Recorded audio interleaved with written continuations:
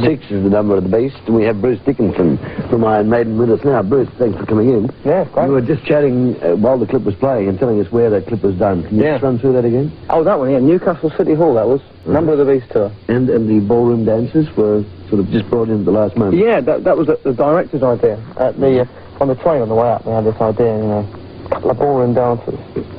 One of whom should turn into a werewolf halfway. Don't ask me what it was. Maybe it was the food. I don't know. Maybe I had some bad scrambled eggs or something. You know, we have a ballroom dancer turning into a werewolf. Yeah.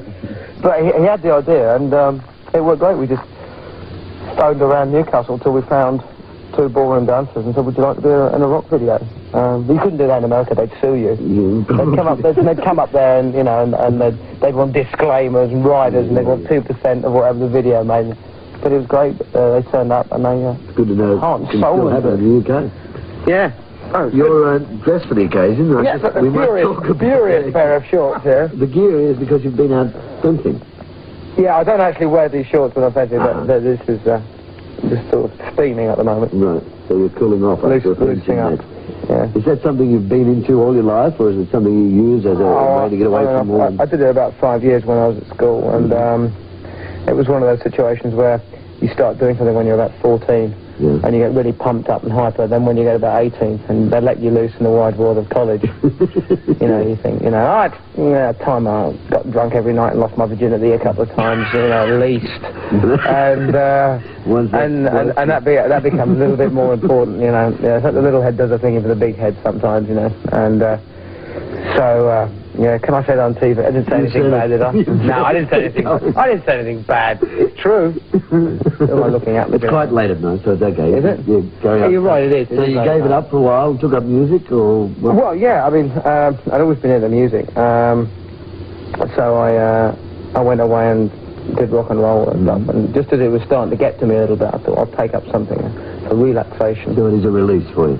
Oh, very definitely. You meet a completely different type of people. Sure would. And it's heavy metalers or heavy rock players are supposed to have a certain sort of image, aren't they? Yeah. And fencing doesn't really come into that. Yeah. Well, we don't really fit the supposed stereotype. To be honest with you, there are quite a few heavy rock musicians I know who don't fit the stereotype, and are quite keen to debunk the stereotype whenever they get the chance, but nobody ever asks them about it. They just naturally assume that they drink 6 bottles of Jack Daniels a day and stay up 26 hours a day, and you know, the image is already there. Like Genghis Khan in hotel, you know, lobbies and things like that. You know. Any of the other guys in the band play sports like? Yeah. Steve very, very nearly played for West Ham United. He was West Ham United junior. Hammers. Sorry. Hammers. Yeah, you kill cows with them. Sweet. Well, I used to do a bit of fencing. Bill does a bit of fencing last week. Where would you be fencing? The back of your place there. Yeah, a bagger powder was, country town. Yeah. I used to fence, sheep, you know, with skewers, and you call them kebabs. And, Kebab. Yeah. Good on them on a spit and eat them. Billy runs a disco, he books bands there too. A disco? Called Trotters. Trotters, a meat factory. Yeah. It's a meat factory, a meat market. Member Frank, Brian. Iron Maiden, Look at this. Well, it's for me. Now have a look at this trotter. Have a play with that. He looks like he's got a play me out to the cell, I'll see you, Ron. That takes an athlete's foot there. Yeah. How long have you been on the road on this tour? Too long. It's starting to show, isn't it? Yeah. Starting to show when you meet up with people like Bill. The man with the rat on his face. Let's get the rodent man in there. Now, how long has it been? Too long. August. Since last August. Right. So how long will you continue to tour before you go off? Well, we carry on all the way to Australia and New Zealand, back to America for a couple of months. Then we go into the studio and mix a live album that's recorded in Australia. And a live video with that and everything. And then we take 6 months holiday, rest, whatever. Which will happen when? That'll be about August this year, end of August this year. So it's a one solid year that you've been on the road. Yeah. You do work very hard, this band, right? Yeah. Some of the countries you've been to, behind the Iron Curtain. Yeah, Poland, Hungary, Yugoslavia. What are they like? Places. Not as bad as everybody thinks. I think The classic story, right, is our manager, Rodney, bless him. Bless him, he's on a diet at the moment, actually. He caused an earthquake in Japan because he went for a run in the morning. You know? It was like, you know, the tidal wave hits Japan, manager goes up.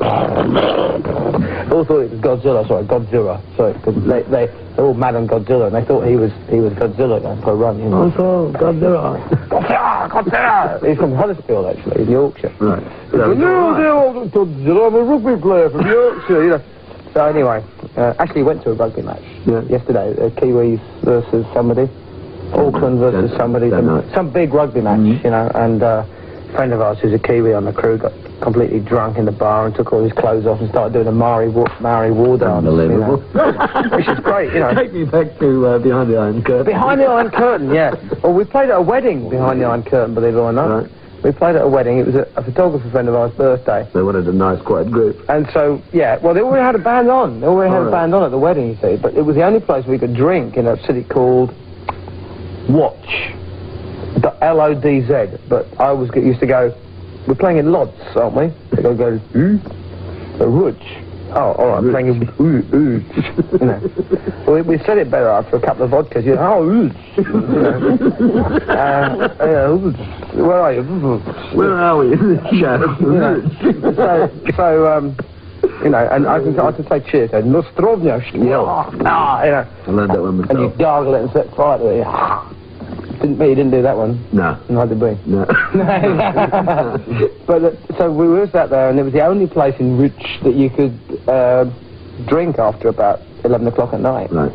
So we went down to this place, and there was a wedding reception on, and the guy in the band found out who we were, and came along and wanted to autograph drumsticks, and said, "You got to play." And we said, "No, you don't understand. You know, we're a heavy metal band. You know, they wouldn't." And he goes, "No, not you. Play for us." No. You know. So we had this guy who said, his claim to fame, he was also a photographer. Right. His claim to fame was his father's Bulgarian or something, you know. So he came and stood up and said, "And now, Poland, there's a rock band will do popular folk tune from Texas." and we did Tush, you know, ZZ Top, you know. Yeah. And Nico broke the guy's drum kit in half. Oh, no. All the skins. But you got a drink, which was the most important. Oh, we got a free gargle up, yeah. We got a free drink and everything. Okay. We gave them new skins and new cymbals. The guys, they were all like, couldn't believe it. We said, yeah, have this, you know.